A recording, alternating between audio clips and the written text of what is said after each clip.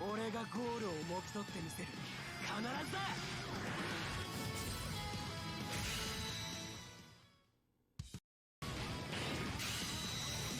破壊神は止められない。フィールドの破壊神が全て打ち砕く。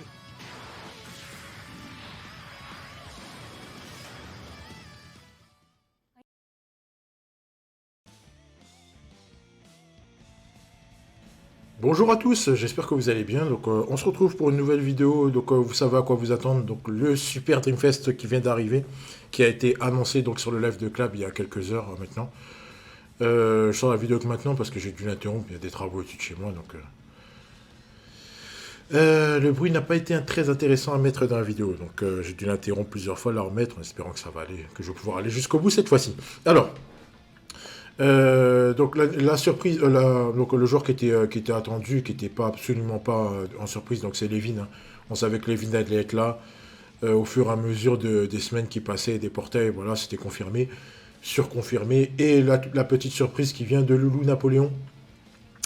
Voilà, donc Loulou Napoléon qui revient en junior et après le Battle Pass rouge qui a tout écrasé, voilà, il revient en Super Dreamfest.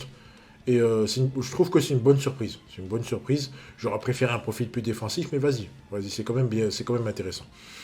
Allez, donc on va justement commencer par lui, hein, donc Loulou Napoléon. Donc le joueur attaquant français, poste unique, donc le leader skill, pas de souci, 28%, 3 joueurs du même type, pas de problème.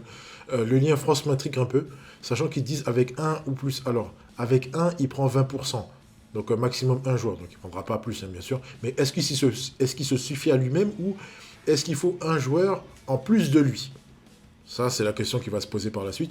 Mais entre Pierre et Thoram, sachant que Pierre, comme je vais vous l'expliquer tout de suite après, devrait être joué pour qu'il puisse être optimal, bien sûr. Hein, Pierre ne va pas sans Napoléon, et Napoléon ne va pas sans Pierre. Hein, sinon, voilà, il manque un petit quelque chose. Voilà, donc ensuite la demande de Balo, donc 80% du même acabit que Santana, Yuga et Margus, pas de problème. On aurait aimé un 100% parce que c'est bon, le 80% ça commence à être fatigant. Tueur de stam 10%, c'est bien, pourquoi pas. Augmentation de distance de dribble, c'est très très bien. Soutien Pierre, alors le soutien... attends, je vais en parler l'an dernier. Désactivation du scellement. Désactive un scellement, c'est bien. Et le soutien Pierre, alors, déjà 40%, c'est très peu. C'est très peu. C'est même pas un coup sur deux. Voilà. Mais ça peut avoir son avantage, j'explique pourquoi. À l'heure actuelle, le Pierre, défensivement, donc le Pierre Dreamfest, c'est celui qui est le plus joué, mais il est vraiment joué en tant que buteur. Donc le reste du temps, il ne sait pas défendre. Je suis désolé de dire ça, mais il ne sait pas défendre. Il ne sait pas défendre en tant que milieu de terrain, et il n'a pas les stats d'un défenseur, de défense d'un milieu de terrain. Voilà. Comme je vous l'ai expliqué dans les autres vidéos, voilà, on a enfin des attaquants qui peuvent planter. Les milieux doivent savoir récupérer. Si les milieux offensifs ne savent pas récupérer, franchement, vous avez un atout en moins, ça vous complique un peu plus la tâche. Voilà. Donc, et là, malheureusement, si avec un Davy, par exemple, ou un Raphaël, un Raphaël, ou peu importe, en fait, un game changer, comme ou Tsubasa même, vous foncez sur Napoléon, et il y a Pierre qui arrive derrière, vous en mangez deux pour le prix d'un. Voilà, c'est tranquille, vous êtes pépère. Donc, ça prive d'un truc. Après, même si Pierre il défend pas, mais voilà, c'est compliqué. Mais on peut avoir ensuite un Pierre au Dreamco, on peut avoir un Pierre à vocation défensive au Dreamco, ce qui peut être pas mal, mais à mon avis, le prochain Pierre il sera à vocation défensive. Reste à savoir quand il va tomber. Est-ce que ça va être au Dreamco ou plus tard? Je ne sais pas. Je ne sais pas. J'ai pas d'indice qui va dans ce sens-là. Voilà. Voilà, on va attendre de voir. On va attendre de voir. Donc, donc un de ses passifs, donc l'augmentation de distance de dribble, qui est très bien, comme j'ai dit tout à l'heure, ça permet de pouvoir jouer sur tous les fronts de l'attaque. Donc, autant en tant qu'ailier, en tant qu'ailier qu'en tant que numéro 9. Moi, je trouve ça très très bien. Je trouve ça très bien, donc ça permet de varier. Ça permet de varier et pas se cantonner juste au poste de 9, hein, parce que sinon c'est un peu compliqué. C'est un peu compliqué. Donc avec lui on peut rentrer dans la surface, que ce soit avec un dribble ou avec une 1-2. Moi je trouve ça très bien. C'est un très très bon avantage. Il va pouvoir cogner, donc il a un très très bon tir à 545 au sol avec donc sa nouvelle tête. Donc que je ne l'ai pas dit, mais voilà, il arrive avec une nouvelle tête à 555, ce qui est très très bien aussi, hein, d'accord. c'est top niveau, c'est du top niveau actuellement. Ça cogne très bien, c'est plaisant. Voilà, on n'a pas un buteur qui arrive et qui ne sait pas marquer, quoi, comme on a pu voir dans les autres portails précédents. Voilà, c'est un Dreamfest, c'est un super Dreamfest. Il est à la hauteur de sa réputation, il cogne. Voilà, c'est très bien. Donc ça veut dire qu'en tant que vert, hein, donc il est vert. Hein. Il est vert, donc ça veut dire que Salinas va sauter. C'est encore un buteur pour Salinas, donc il va sauter, il va lui faire mal. Il reste à savoir s'il marque sur Wakashimatsu, je pense pas. Je pense pas qu'il marque sur Ken. Et Muller, c'est à voir. Muller à voir. Voilà. Donc ensuite, donc je vais vous montrer ses stats, pardon. Là. Je vais vous montrer totalement autre chose qui n'a rien à voir. Voilà. Hop. Les stats de Napoléon. Voilà, donc ça parle. Hein, donc hors passif, mais vous l'aurez pas hors passif. Hein, donc je pense qu'on va passer dessus. On va passer dessus, vous l'aurez pas hors passif. C'est quasiment impossible que vous l'ayez pas, sachant que il y a les méta actuels, c'est beaucoup de. Je joue euro avec des plots, je joue truc avec des plots, je joue sudam avec des plots, je joue jap avec des plots. Donc voilà, vous aurez des plots un peu partout, qui fait que il sera forcément boosté. Il sera forcément boosté, c'est une bonne chose. C'est une bonne chose, mais ça n'empêche que voilà, vous aurez son passif constant tout le temps. Donc si vous l'avez pas, c'est compliqué. C'est compliqué. Il faut voir si ce passif fonctionne que s'il est tout seul ou pas. Ça c'est à voir. Mais bon, a priori, il devrait le jouer avec Pierre. Il devrait le jouer avec Pierre. Donc ça, pas de problème là-dessus. Donc ces stats offensives, c'est très bien. Donc 110 000 en dribble et en passe. Un peu plus de 110 000 en dribble et en passe. 124 000 en tir. Alors 124 000 en tir, oui, j'allais dire au sol, mais pas du tout, ça n'a rien à voir. C'est très bien, c'est très très bien, c'est très bien, il cogne, c'est un bon cogneur, c'est un très très bon cogneur. Donc je ne vais pas vous faire attendre, donc je vous fais la comparaison tout de suite avec les trois attaquants, donc le trio offensif, Yuga, Santana, Ryoma. Ça va, ça rivalise très bien. Donc il est un petit peu en dessous en dribble et en passe. Un petit peu en dessous en dribble et en passe. Alors, sachant que comme c'est vraiment la passe, c'est pas la 1-2. La 1-2, si vous voulez une indication, ça 1-2. Attendez. Sa 1-2, elle est à. Ouais, il est à 596 000. 596 000, donc ça va. Mais après, comme je vous ai dit, voilà, c'est là les stats, c'est par rapport au pass, pas au 1-2. D'accord. Il y a une 2 qui sont supérieures les TS de 1-2 sont supérieurs aux TS de passe, donc comme la NRS ou la NRS de Santana ou la Super 1-2 avec Natureza. Donc voilà, ensuite vous avez la 1-2-3-4, je crois, avec. Je suis pas sûr la 1-2-3-4 avec Yuga, Yuga, Misaki, Tsubasa et je sais plus qui. Je crois que c'est 1-2-3-4, je suis pas sûr que ce soit ça. Avec Wakashimatsu, je suis pas sûr que je suis pas sûr que c'est celle-là. Où vous avez la 1-2 avec Sawada, vous avez la 1-2 solo, enfin voilà, bref, la 1-2 duo de rêver du Japon, voilà. Donc c'est pas ces TS là, donc c'est vraiment la TS de passe, pas la 1-2, vous aurez vraiment un peu plus haut, ok. Ensuite, donc le tir en lui-même, ça va, c'est pas, alors la TS de tir qui est là, c'est la TS de tir au sol, d'accord. Là c'est vraiment tir au sol. Si vous voulez une indication, comme il n'a pas de boost par rapport, il n'a pas de boost par rapport au ballon flottant. Donc sa TS de tir sur ballon flottant, donc la TS de tir ballon haut, il est à 692 000. Donc il est un peu plus haut. Là, à l'heure actuelle, là, tout de suite, là, comme je parle, hein, d'accord. C'est le meilleur frappeur. Mais, comme je vous ai dit, ça, c'est que des tirs au sol. Donc ça veut dire que la TS de, par exemple, de Santana, elle sera un peu plus haute. Et la TS de Yuga sera un peu plus haute aussi, je crois. Je crois qu'il y a de 1, pas beaucoup. Mais après, attention, avec Yuga, c'est un peu compliqué parce que là, c'est vraiment sur si le gardien fait un arrêt. S'il fait un punch, il est vraiment plus bas. Donc voilà. Donc on va dire qu'il rivalise avec Ryoma. Il est un petit peu plus haut que Ino. S'il tire à 555 avec son ballon haut. Mais après, ça va dépendre aussi du gardien qui est en face, etc. Donc voilà. Et vous aurez plusieurs paramètres à prendre en compte par rapport à Napoléon. Voilà. Donc les stats, oui. Oui, c'est un bon buteur. C'est un bon buteur. C'est pas acheté à la poubelle. C'est bien. C'est bien. C'est un buteur euro. En plus de Margus. Voilà, faut le dire. Faut le dire en plus de Margus. En plus du Pierre Bleu. Voilà, ça vous fait 3 buteurs euro. Donc il vient remplacer le Battle Pass. Il est beaucoup plus complet. Beaucoup plus complet. Vous pourrez le jouer sur le terrain sans vous dire il faut que j'esquive tout le monde. Voilà. Il y aura sûrement des joueurs qui n'aura pas à esquiver. Donc vous serez tranquille de ce côté-là. Voilà. Donc c'est un bon joueur. C'est un bon joueur. Je vous dirai après, à la fin, enfin, mon avis, s'il faut poule ou pas. Mais voilà. Voilà, c'est un bon joueur. Napoléon, c'est un bon joueur. Allez, on passe tout de suite à un de mes chouchous. Un de mes chouchous qui a peut-être passé un optique, c'est Stéphane Levin. Stéphane Levin, qui arrive bleu. Bleu avec 1413 de stats. Alors, je suis pas sûr qu'il a 1400 PC, c'est 1313. Je suis pas sûr et certain, mais bon, on verra après. Donc, pardon. Il arrive donc avec donc son leader skill. Leader skill, 28%, pas de problème. Alors, ensuite, son passif principal, tueur de milieu défensif, défenseur et gardien. Alors, je pense qu'ils ont mis ça parce qu'il est jouable aussi au milieu de terrain. Donc, double poste, hein, attaquant MO. C'est bien d'avoir mis ça. Je trouve ça intéressant. 10%, c'est bien. C'est bien, mais c'est pas, ça fera pas un écart s'il tombe sur un sur un MO, pardon. Sur un MO défensivement. Mais c'est bien. Je trouve ça très bien. Donc 10%, il prend 10% en plus. C'est bien. Donc, il sera confronté, oui, donc il sera pas trop confronté aux attaquants. Donc voilà, c'est MD, défenseur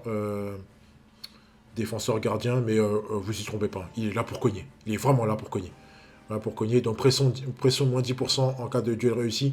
C'est très bien. Ce serait bien, même Akabi que Ryoma. Moi, je prends. Je prends un tueur de stam 30%. C'est énorme, donc il fallait s'y attendre. Comme je vous ai dit dans la vidéo précédente, Levin arrivera avec un tueur de stam, comme tous les autres Suédois. Donc tueur de stam, 30%, c'est bien. C'est très bien, on prend. Double anti-seulement, on prend aussi.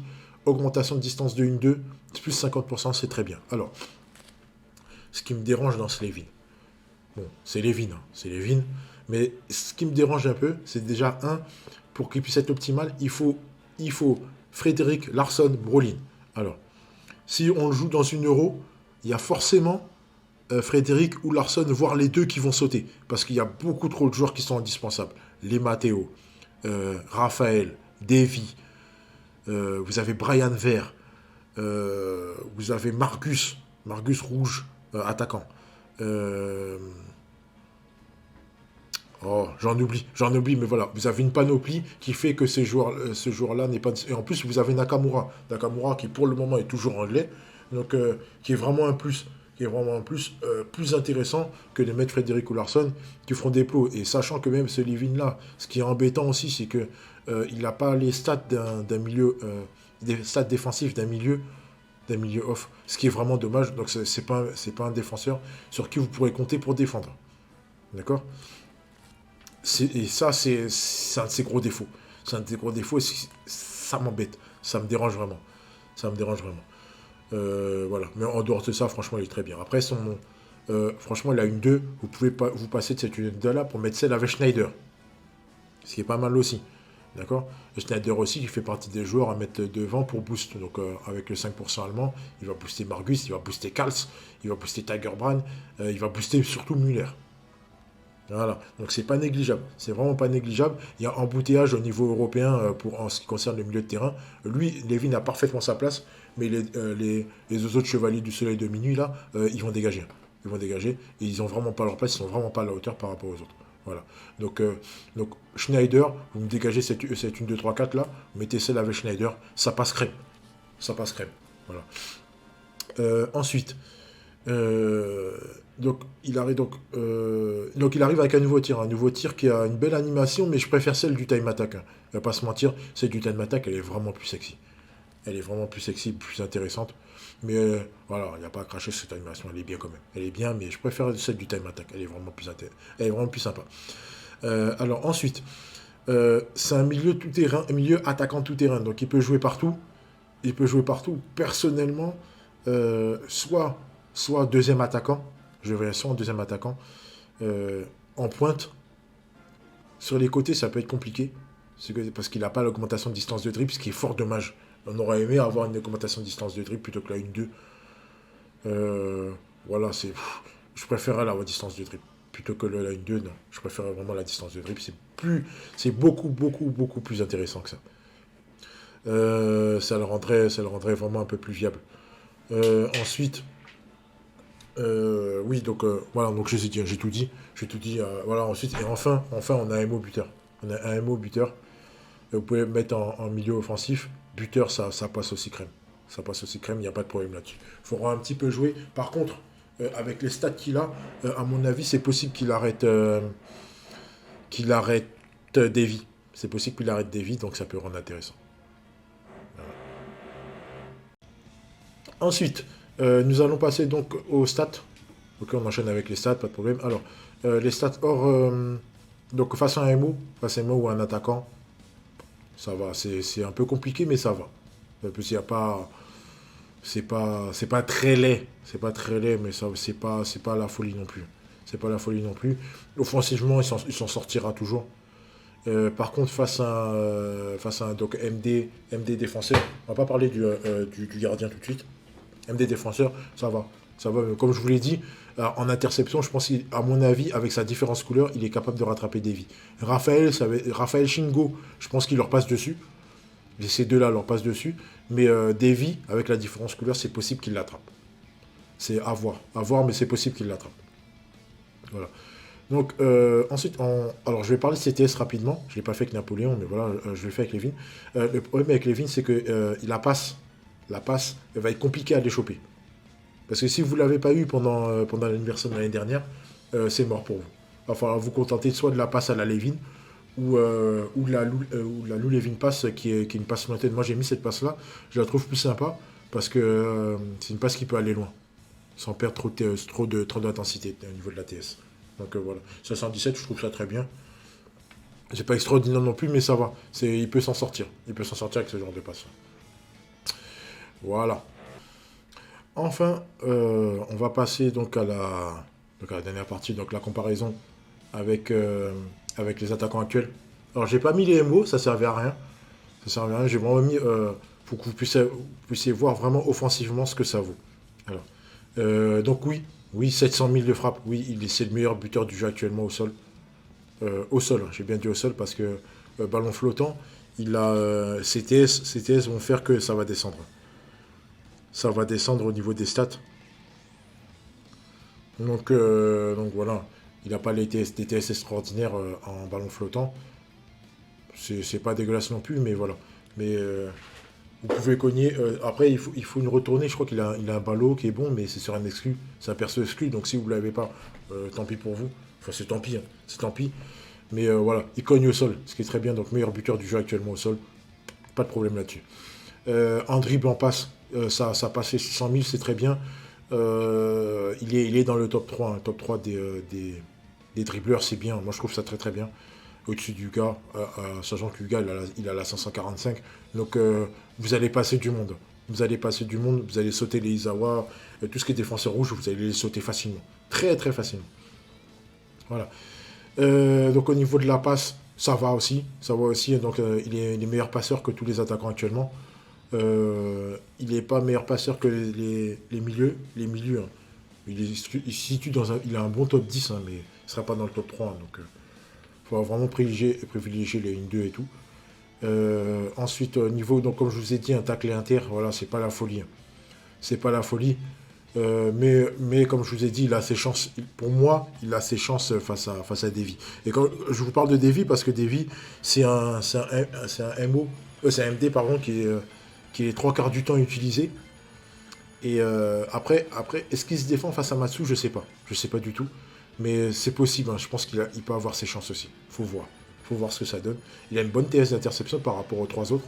Donc ça peut valoir le coup. Voilà. Donc, ensuite, donc enfin, ma conclusion. Alors, est-ce qu'il faut pull ces persos ou pas? Est-ce que c'est des must to have? Est-ce que c'est des game breakers? Non, non et non. Alors, c'est pas des game breakers, non. Est-ce qu'il faut pull absolument? Non plus. Mais ça n'empêche que c'est quand même des persos intéressants.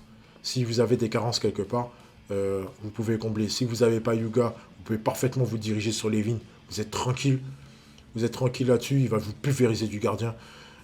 Si vous n'avez pas Santana, vous pouvez vous diriger sur Napoléon. Si vous jouez sur une full euro, vous pouvez pull les deux tranquille. Ils vont vraiment faire le taf sans aucun problème. Voilà. C'est pas un avis mitigé. Je ne vais pas vous dire de pas pull ou de pull, mais ça va dépendre de votre méta et de ce que vous jouez. Mais si vous avez déjà les Yuga et les Santana, pour moi, c'est pas forcément utile d'aller chercher et Levin et Napoléon. C'est pas... Non, ça vaut pas le coup. Ça vaudra pas le coup d'aller lâcher plein de DB là-dessus. Sauf si, bien sûr, vous en avez des tonnes et des tonnes. Vous avez des rerolls à 6, 7K, 8K DB. À ce moment-là, ouais, vous faites ce que vous voulez. Faites ce que vous voulez, hein. Mais ceux qui sont un peu ric-rac, ceux qui jouent des comptes qui jouent depuis très longtemps, ceux qui doivent lâcher de la thune pour pouvoir payer des packs et tout, est-ce qu'ils sont indispensables? Non. Est-ce que c'est des game breakers? Non. Puisqu'il y a déjà actuellement le trio offensif et il faut mettre Lee dedans. Moi, je rajouterais Lee et Margus. On peut rajouter Lee et Margus dedans. Voilà, c'est des joueurs qui vont faire le travail. C'est des joueurs qui vont faire le travail. Et donc à ce moment-là, ça rend donc ces deux Dream Press-là pas indispensables. Ils le sont si vous jouez Team Euro. Si vous jouez Team Euro, je pense que vous n'avez pas le choix. Ouais, vous n'avez pas le choix à l'heure actuelle. Si vous jouez Team Euro, vous n'avez pas le choix à l'heure actuelle. Il vous faut ces persos-là. Mais si vous ne jouez pas Team Euro, si vous jouez Jap Euro ou Jap Sudam, ou bref, ou ce que vous voulez, ils sont pas indispensables. Voilà. Mais ils sont quand même intéressants. Je les trouve quand même intéressants. Ils ont quelques carences défensives, mais ils sont quand même intéressants. Ensuite, alors dernière chose. Personnellement, comme je vous l'ai dit dans la vidéo d'avant, pour moi, Brolin, entre les trois, donc Larsson, Fredericks et Brolin, c'est celui qui est le plus, qui est le moins mauvais. Ouais, moins mauvais, on va dire ça comme ça. Moins mauvais. Ça ne veut pas dire qu'il est mauvais, mais ça va. Il se défend, mais... Ouais, il se défend, allez. Non, on va pas dire moins mauvais. On va dire c'est le meilleur des trois. Le meilleur des trois. Il prend un boost à 2%, je crois, si je dis pas de bêtises. Il donne 2% aux Suédois, donc il va donner 2% à Levin. Donc ça peut le booster un peu, donc ça veut dire qu'il va prendre un petit peu plus de stats. Ouais, vous n'avez même pas besoin d'aller chercher plus de boost que ça. Il va les pulvériser. Déjà, sans boost, il pulvérise du monde. Donc avec du boost, ouais, il va en allumer. Il va en allumer. Ensuite, avec un petit critique bien placé, là, vous pouvez faire vous pourrez placer des buts time attack. Ouais, ça peut être intéressant. Ça peut être intéressant. Suédois, plus 2%, ouais. Ouais, Brolin, 2%, c'est ça. Voilà, donc on va arriver à la conclusion de cette vidéo, qui est un peu assurée, je suis désolé, hein, j'ai dû couper plusieurs fois. En tout cas, merci d'avoir suivi. N'hésitez pas à me donner votre avis si vous pensez comme moi ou si vous pensez autrement. Bonne chance si vous allez dessus. Je pense que vous n'allez pas le regretter. Hein. Vous n'allez pas le regretter, ça ne va pas être des persos achetés à la poubelle. Il faudra, pour Napoléon, pour être vraiment optimal, il va falloir attendre un Pierre à vocation défensive, donc pas le Pierre Dreamfest qui est là actuellement, mais vraiment un Pierre à vocation défensive. Et là, ça va être vraiment sympa. Je pense que ce Pierre-là va être attendu. Ou comme m'a dit un ce matin, un rework d'un Pierre Junior. Alors, ceux qui sont arrivés il y a 3 ans, ou plus dans le jeu-là, ils connaissent pas ce perso-là. Mais je vais vous le montrer. Franchement, c'est un joueur extraordinaire. Pour moi, c'est un joueur extraordinaire. Il est resté très très longtemps dans ma team. Et c'est très longtemps dans ma team. Et c'est un Pierre qui vaut vraiment le coup. C'est un Pierre qui vaut vraiment le coup. Je vais vous le montrer tout de suite. Le voilà. Voilà. Le capitaine Bogos. Voilà, MOMD. Il a vraiment une panoplie extraordinaire. Le seul truc qui lui manquait à l'époque, c'était auto-inter. Donc le lien junior, bon, je pense que s'il y a un rework, je pense que ce lien-là, il va sauter. Il va peut-être en avoir un ou deux, pas plus. Voilà, 80% de récupération, donc il va revenir quasiment tout de suite. Réduction de stam, 10%. Scellement de l'ATS. Tir de tir, donc en fait, à l'époque, il rattrapait des tirs avec son interception, voire avec son tacle. Et ensuite, 30% de bonne lecture. Ouais, franchement, ouais. C'était un perso extraordinaire. S'il y a un rework de ce perso-là, je prends à la mort. Je pense qu'il va être extraordinaire. En plus, c'est un Dreamco. Oui, c'est un Dreamco. Donc, on peut avoir des bonnes surprises. On peut avoir une bonne surprise. Voilà. Donc voilà, donc je conclue là. Je vous souhaite bonne chance pour les poules. Bonne chance pour les poules. J'espère que vous l'aurez vite. Envoyez-moi des petits screens sur les Discord, sur mon Discord, voilà, pour me dire que vous l'avez eu vite. Voilà, faites-moi plaisir. Braquez-moi ces portails. Voilà, voilà. Et puis on se retrouve très très bientôt.